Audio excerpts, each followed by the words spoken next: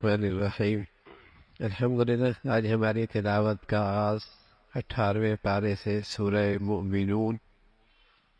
اللہ تعالیٰ نے بتلایا کہ کامیاب لوگ کون ہیں، جنت الفردوس کے مستحق کون ہیں، ان کی خوبیاں، ان کی صفات کیا ہیں۔ پہلی خوبی ہے ایمان ہو، نفاق نہ ہو، ریا سے، نفاق سے پاک ایمان ہو۔ جنت الفردوس کے مستحقین کی دوسری خوبی نماز بڑھیا ہو، خشوع والی نماز۔ تیسری خوبی یہ ہے کہ وہ لغویات سے محفوظ ہو، لہو لعب۔ ہمارے ہاں تو لہو لعب زندگی کا مقصد بن گیا۔ اسلام میں جسمانی ایکسرسائز کی اجازت ہے، لیکن اتنی جتنی آٹے میں نمک ہوتا ہے، نہ یہ کہ وہ زندگی کا مقصد بن جائے۔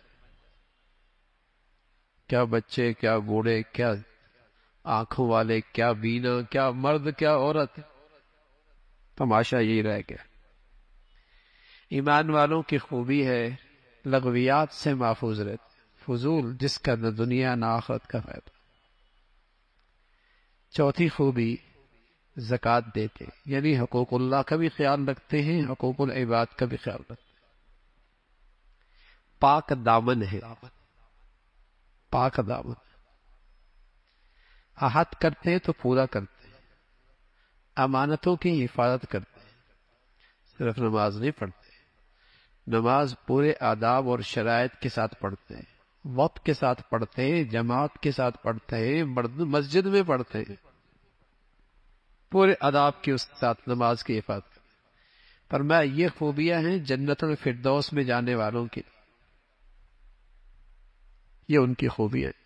فرمایا یہ وارث ہیں جنت کے، دنیا میں کوئی مالک نہیں ہے گھر کا، یہاں تو سب ٹرسٹی ہیں، مالک آخرت میں ہوں گے،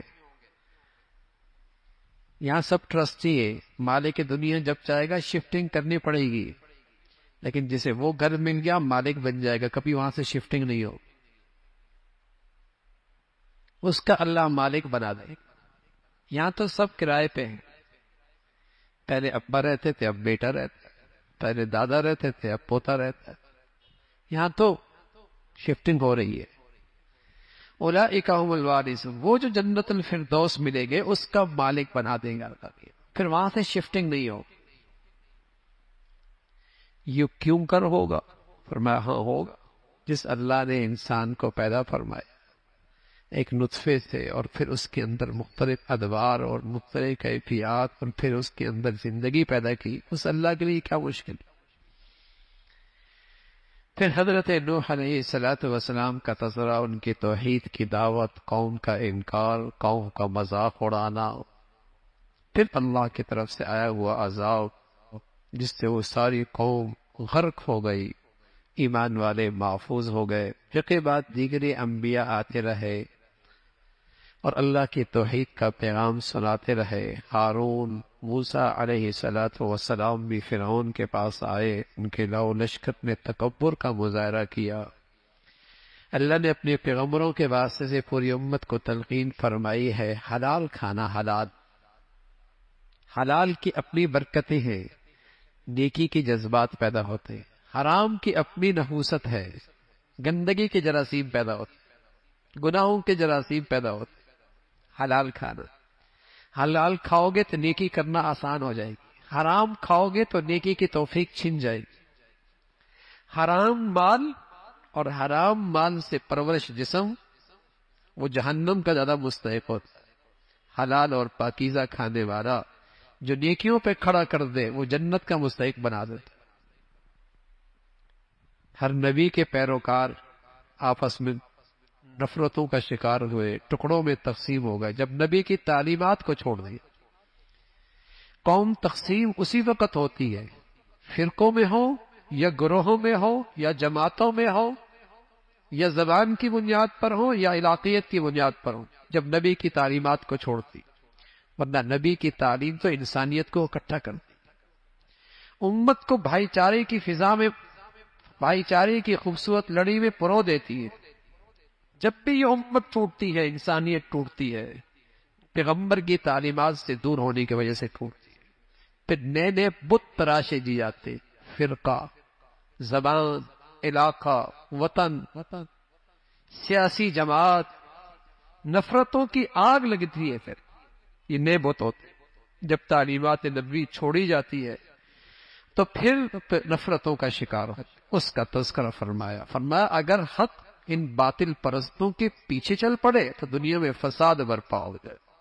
اللہ کی ذات ہے زمین و آسمان کے پیدا کرنے والی، انسان کو ان گنت نعمتوں سے نوازنے والی. اس کا تذکرہ فرمایا وہ زندگی دینے والا، وہ موت دینے والا ہے. ایک دن آنے والا ہے جب انسان دو حصوں میں تقسیم ہو جائے گی، اور یہ تقسیم نیکی اور بدی کی وجہ سے ہوگی. نیکی اور بدی کی وجہ سے ہوگی. نیک لوگوں کے نامہ اعمال بھاری ہوں گے، برائی کرنے والوں کے نیکیوں کا پلڑا ہلکا ہوگا. ان کے چہرے سیاہ ہو جائیں گے، ذلت اور رسوائی میں ہمیشہ رہیں گے. اور وہ کہیں گے کہاں ہیں آج وہ لوگ جن کا ہم دنیا میں دین پہ چلنے کی وجہ سے مذاق اڑایا کرتے. دنیا میں شیطانیت انتہا درجے کے ہوتی ہے جب وہ دین والوں کا بھی مذاق اڑانے لگتا ہے. اس کا تذکرہ فرمایا. پھر جب قبروں سے اٹھیں گے پوچھا جائے گا کتنے سے لیٹے؟ لبثت یوما او بعض یوم، ایک دن یا آدھا دن. آدم سے لے کر قیامت تک جب قبر میں لیٹا ہے کہے گا ایک دن ایک رات. اس لیے کہ وہ ہولناک دن جو آنے والا ہے سب کچھ ماضی بھول جائے گا. میں تمہیں اللہ نے محض کھیل تماشوں کے لیے نہیں پیدا کیا، بیکار نہیں پیدا کیا. تمہاری زندگی کا ایک مقصد ہے، اس رب کی احسان شناسی ہے، اس کی بندگی ہے. اس کا تذکرہ فرمایا. پھر سورہ نور ہے. دو صورتیں ایسی ہیں، ایک سورہ نساء، ایک سورہ نور. حضرت عائشہ فرمایا کرتی تھی اپنی عورتوں کو سکھایا کرو. اللہ کے نبی فرمایا کہ سورہ مائدہ مردوں کو سکھایا کرو، سورہ نساء سورہ نور عورتوں کو سکھایا کرو. اس میں گھر کی زندگی، عفت اور پاک دامنی کا ماحول اور اس کی حفاظت اور گھریلو اور معاشرتی زندگی کے اصول اور ضابطے اس صورت کے اندر موجود ہیں. مسلمان بیٹیاں اپنے ہاتھوں سے لکھا کرتی تھی، اور جب گھر جا کرتی تھی نکاح ہو جا کرتا تو ان کے جہیز میں یہ صورت رکھ دی جاتی تھی تاکہ اس کی زندگی کے اصول ہمیشہ یاد رہے. گھر ٹوٹتا ہی تب ہے جب معاشرے سے شرم و حیا اڑ جاتا ہے. جس معاشرے سے شرم و حیا رخصت ہو جائے وہاں طلاق اور خلع کی کثرت ہوگی. جیسے آج اگر آپ عدالتوں میں جائیں تو 99% کیسز طلاق اور خلع کے ہیں. وہ رہنا نہیں چاہتی، رکھنا نہیں چاہتا. جس معاشرے میں بے حیائی اسکول سے لے کر یونیورسٹی تک ہو جائے گی نا، بے حیائی اکٹھی ہوگی، تو وہاں کبھی گھر نہیں بنا کرتے، اور وہاں کبھی ازواجی رشتوں میں اعتماد نہیں رہا کرتا. بھول گیا آج مسلمان اپنے دین کے اصولوں کو. تو سورہ نور کے اندر پہلا حکم ہے، فرمایا سورۃ انزلنا. خیال رکھنا یہ ہم نے اتارا ہے، کسی انسانوں کے بنائے ہوئے یہ اصول اور ضابطے اور قوانین نہیں ہیں، ہم نے اتارے. یہ انداز قرآن میں کسی اور صورت میں نہیں ہے، اس صورت میں خاص طور پہ اللہ نے یہ ہم نے اتارا ہے. یہ قوانین ہمارے ہیں. اور خاص طور بتایا زانی مرد اور زانی عورت اگر یہ شادی شدہ نہیں ہے تو ان کو کوڑوں سے مارو، کوڑوں مارو. اور اگر یہ شادی شدہ ہیں اور پھر بدکاری کرتے انہیں پتھروں سے سنسار کرتے. اس میں اللہ کے نبی کے احادیث موجود ہیں. اسلام میں یہ سخت ترین سزا ہے زانی کی، اس لیے کہ یہ صرف بڑا گناہ نہیں ہے، بہت سارے گناہوں کا مجموعہ ہے.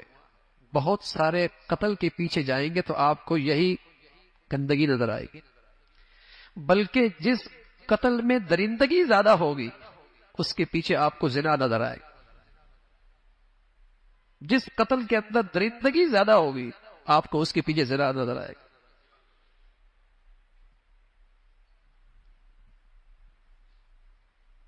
جس قتل میں درندگی زیادہ ہوگی وہاں پیچھے آپ کو یہ گندگی نظر آئے. بہت سارے قتلوں کی بنیاد یہی ہے. اس لیے اسلام اپنے پاکیزہ معاشرے میں اس کی گنجائش نہیں رکھتا. سزا دو لیکن بڑے مجمع میں دو اگر تم ایمان والے ہو. اگر تم ایمان والے بھرے مجمع میں سزا دو تاکہ سب کو عبرت ہو، لیکن آج سزا ہو تو بہت سارے لوگوں کی آوازیں آئیں گی، یہ تو بڑی سختی ہے، بڑی سخت سزا ہے۔ ارے قرآن میں ہے جن کے ہاں شرم و حیا کی کوئی قیمت نہیں، شاید انہیں یہ سزا بہت سخت لگے، ورنہ ایمان کے بعد حیا ایمان والوں کی سب سے بڑی خوبی ہے۔ ہاں، جھوٹی تہمت لگائی عورت پر 80 کوڑے پھر مارے جائیں گے۔ پاک دامن عورت پر جھوٹی تہمت لگائی، پھر قذف، پھر سزا 80 کوڑے۔ اسلام میں جہاں سزا سخت ہے وہاں اس کے ثبوت کے لیے شرائط بھی سخت ہے کہ 4 گواہ لے کے آنا، گواہی لے کے آؤ۔ عورت نے اپنی بیوی پہ تہمت لگا دی، گواہ نہیں تو لعان ہوگا۔ شریعت کا ایک حکم ہے کہ دونوں قسمیں کھائیں گے، اپنے اوپر لعنت کریں گے 5 مرتبہ، پھر ان دونوں کے درمیان طلاق واقع ہو جائے گی۔ پھر واقعہ افک ہے، حضرت عائشہ رضی اللہ تعالیٰ عنہ اللہ کے نبی کے ساتھ ایک غزوے میں تشریف لے گئی، واپس آ رہے تھے، غزوہ بڑی مستلق غزوہ تھا۔ راستے میں ایک جگہ پڑاؤ ڈالا اور اس پڑاؤ کے موقع پہ آپ قضاء حاجت کے لیے تشریف لے گئی، وہاں آپ کا ہار گر گیا تھی، آپ ہلکی پھلکی، سواری کے اوپر پردہ موجود تھا، اس کے اندر آپ بیٹھتی تھی، آگے ایک آپ کا اونٹ چلانے والا ایک آدمی موجود تھا، قافلہ روانہ ہو گیا، سمجھے کہ شاید آپ تشریف فرما ہیں، اندر ہی اونٹ پر موجود ہے، لیکن آپ تو موجود نہیں تھی۔ آپ واپس آئیں، قافلہ روانہ ہو چکا تھا، آپ وہیں چادر ڈال کے بیٹھ گئی اس خیال سے کہ اگلی جگہ جہاں پڑاؤ ڈالیں گے میں نہیں ہوں گی تو واپس آگے مجھے لے جائیں گے۔ پیچھے سے صفوان رضی اللہ تعالیٰ عنہ آ رہے تھے، اللہ کے نبی نے ان کی ذمہ داری یہی رکھی تھی، قافلے میں کوئی گری پڑی چیز کو تم پیچھے سے آ کے دیکھ لیا کرو۔ جب آئے تو عائشہ کو پردے کا اب تک حکم جب نہیں آیا تھا تو دیکھا ہوا تھا، اب پردے کا حکم آ گیا۔ حضرت صفوان فرماتے ہیں کہ جیسے ہی میں نے دیکھا تو میں نے کہا انا للہ و انا راجعون، کہ پیچھے رہ گئی اماں جان، آپ نے چادر کر لی، اس نے سواری قریب کی، کجاوے میں بیٹھ گئی، مدینہ پہنچ گیا۔ لیکن مدینہ پہنچی تو منافقین نے حضور علیہ الصلوۃ والسلام کے گھرانے پر اور آپ کے حرم پر الزام تراشی کی، تہمت لگا دی۔ یہ واقعہ اس کے اندر ذکر فرمایا، اور تاریخ انسانیت میں کہیں ایسا نہیں ہوا کہ کسی کے پاک دامنی کے لیے اللہ نے وحی بھیجی ہو، لیکن حضرت عائشہ کو اللہ نے یہ اعزاز بخشا کہ آپ کی پاک دامنی کے لیے اللہ نے آسمان سے قرآن کے آیتیں بھیجی۔ لیکن اب بھی کوئی بدبخت آدمی آپ کی پاک دامنی کا قائل نہ ہو تو قرآن کا منکر ہے، قرآن کی آیت کا انکار کر۔ تو آپ کی پاک دامنی کا اعلان اللہ نے آسمانوں سے کیا اور کئی ساری آیتیں بھیجی، اس کا تذکرہ فرمایا اور تلقین فرمائی ایمان والوں سے کہ آئندہ تم کبھی کسی مسلمان کے اوپر الزام لگانے میں ان منافق صفت لوگوں کا ساتھ نہ دیا کرو۔ پھر اللہ نے مذمت فرمائی ان لوگوں کی جو مسلمان معاشرے میں بے حیائی اور فحاشی کو فروغ دیتے۔ جب قرآن کی یہ آیت اتری ان الذین یحبون ان تشیع الفاحشہ فی الذین آمنوا لہم عذاب علیم، اس وقت مدینہ کا ماحول بہت محدود تھا، وہاں ایسا منظر نہیں تھا کہ مسلمان معاشرے میں کوئی بے حیائی پھیلائے۔ لیکن آج دیکھیے نا، ہر چیز کے بیچنے کے لیے بے حیائی کو ہتھیار کے طور پہ استعمال کیا جاتا ہے، ہر خبر کو پیش کرنے کے لیے بے حیائی کو پہلے پیش کیا جاتا ہے۔ اللہ کے کلام میں فرمایا ایسے بدترین لوگ ہیں جن پر اللہ کا عذاب دنیا میں اور آخرت میں، جو مسلمان معاشرے کو خراب کرتے ہیں، اسلامی سوسائٹی کو بربادی اور ہلاکت کی طرف لے کے آتے ہیں، چھوٹے اغراض کے لیے، ذاتی مفاد کے لیے، چھوٹے چھوٹے نفع کے لیے مسلمانوں کا معاشرہ گندا کرتے ہیں۔ دردناک عذاب کی وعید قرآن میں موجود ہے۔ اس موقع پہ ایک مخلص مسلمان اس موقع پہ اس کی زبان پر بھی یہ بات آ گئی جو منافقین کی زبانوں پر تھی. تو ابو بکر رضی اللہ تعالیٰ عنہ ان کی بڑی خدمت کیا کرتے، ان کے ساتھ تعاون کیا کرتے تھے. تو آپ نے فرمایا اب آئندہ میں اس کا تعاون نہیں کروں گا.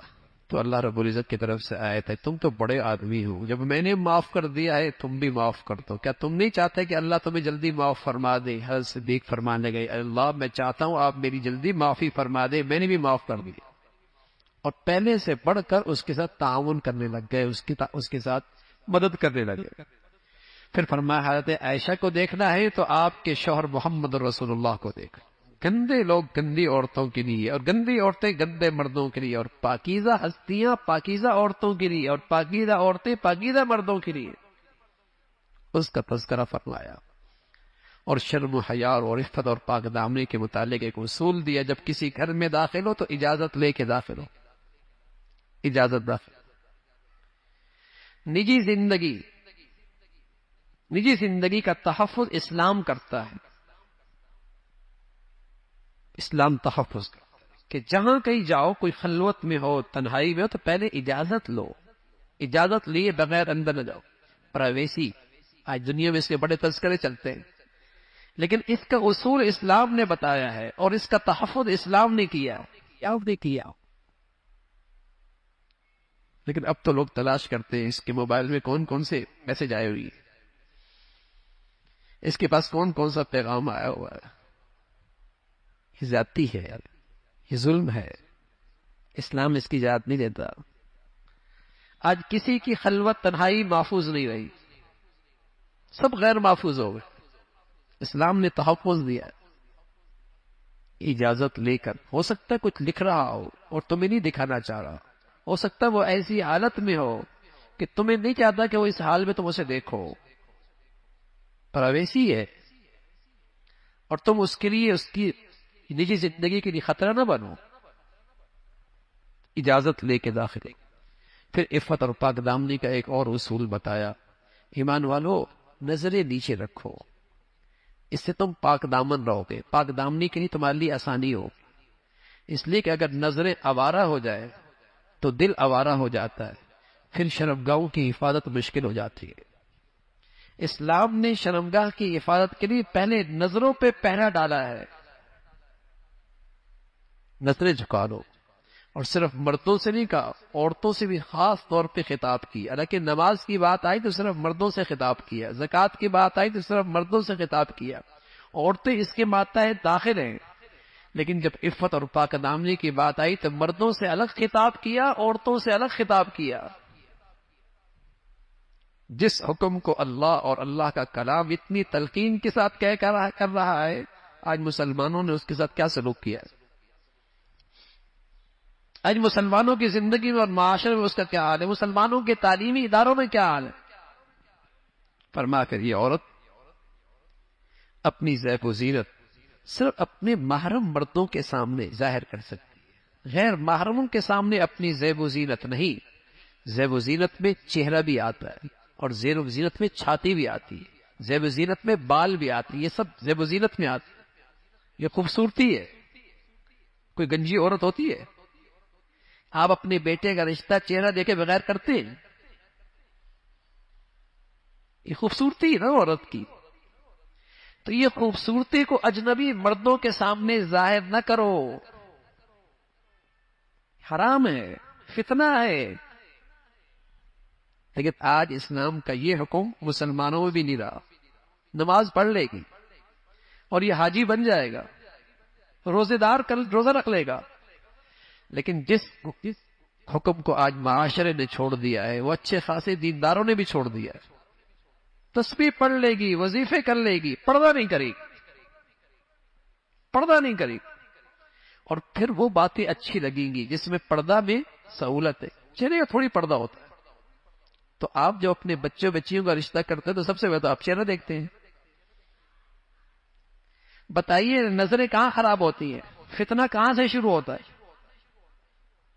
برائی کہاں سے شروع ہوتی ہے؟ تو حسن و جمال اپنے مردوں کے لیے، اپنے محرموں کے لیے، اجنبی مردوں کے لیے نہیں. وہاں تو فرمایا تمہارے پاؤں میں اگر کوئی تم نے کچھ زیورات پہنی ہوئی ہے تو اس کی آواز بھی اجنبی مردوں تک نہیں جانی چاہیے، اس سے بھی احتیاط کر۔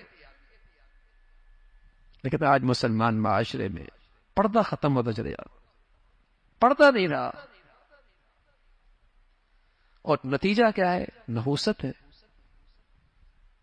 پھر شرم و حیا کے حفاظت کے لیے بتا نکاح جلدی کرو، اس کے لیے اللہ کے نبی نے فرمایا نکاح سستا بھی کرو، سستا نہیں کرو گے تو حرام سستا ہو جائے گا، نکاح سستا کرو، کم خرچ والا بناؤ، نکاح کرو۔ اور ساتھ یہ بھی فرمایا کہ نکاح بڑے کروائیں، یہ نہیں کہ یہ خود ہی سیٹنگ کر لیں، یہ اسلامی معاشرے مسلمان معاشرے کے لیے ایسی گندگی کی اجازت نہیں ہے۔ بڑوں کی اپنی عزت ہوتی ہے، لحاظ ہوتا ہے، یہ نہیں کہ خود ہی رشتے طے ہو رہا ہے۔ ہاں بچی سے اجازت لینا ضروری، بچی کی اجازت لینا ضروری، لیکن رشتے کا تجویز کرنا بڑوں کا کام ہے، ان کا تجربہ ہے، ان کی عقل ہے، ان کی سمجھ ہے، ان کے سامنے معاشرہ ہے۔ پہلے بڑے ہی کیا کرتے تھے، اور نتیجہ کیا ہوتا؟ آج تک وہ میاں بیوی اکٹھے رہ رہے ہوتے، آج خود ہی کرتے ہیں تو حال کیا ہے؟ حال کیا ہے؟ پہلے بڑے کیا کرتے تھے، اب ان کی عمر 40 سال 50 سال ہو گئے، اکٹھے رہ رہے ہیں۔ آج نئی مخلوق آئی ہے، خود کرتے ہیں، بتائیے کتنے سال رہتے ہیں ساتھ؟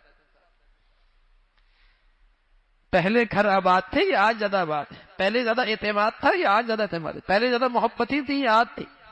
یہ اسلام کے اصول ہیں، معاشرتی زندگی کی ضابطے ہیں، اور ہماری خیرخواہی کے لیے، ہماری نسلوں کی حفاظت کے لیے ہیں، ہمارے معاشرے ہمارے گھروں کی حفاظت کے لیے، تحفظ کے لیے۔ نکاح کر دو، اس کا تذکرہ فرمایا۔ پھر اللہ رب العزت نے ان تاجروں کی تعریف فرمائی جن میں 4 خوبیاں ہیں، وہ جنتی ہیں۔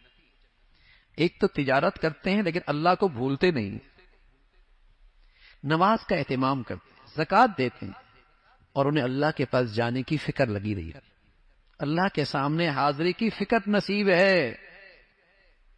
ان تاجروں کی تعریف فرمائی، کیونکہ صحابہ اکثر تاجر تھے، پہلے مخاطب قرآن کے وہی ہیں۔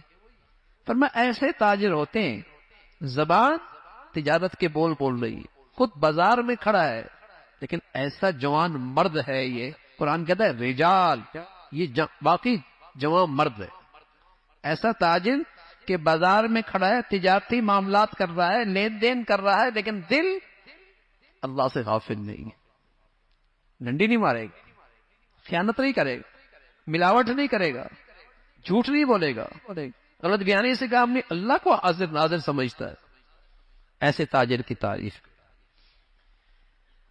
ایسے لوگ جنتی ہیں، اس کا تذکرہ فرمایا، اور فرمایا جو ایمان اور اخلاص سے خالی عمل ہوتا ہے، اس کی مثال تو ایسی ہے جیسے دور سے آپ کو ریت پانی نظر آتی ہے لیکن قریب جاتے تو کچھ نہیں ملتا۔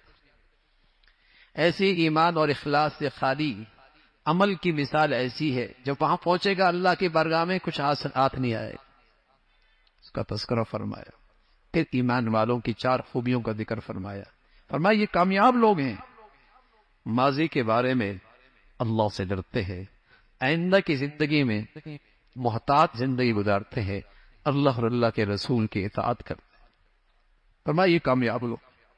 پھر اللہ رب العزت نے مسلمانوں کی اجتماعی زندگی کے لیے خوشخبری سنائی، فرمایا اگر مسلمانوں کا معاشرہ ایمان اور اعمال صالحہ پہ آ جائے تو اللہ رب العزت انہیں خلافت دے گا، خلافت دے گا۔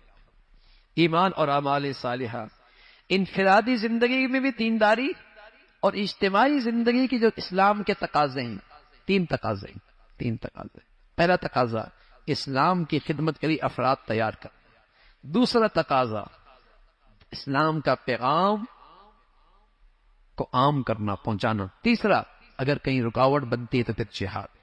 یہ 3 چیزیں مدینہ منورہ میں، یہ 3 چیزیں زندہ ہوئی، اللہ نے خلافت مسلمانوں کو۔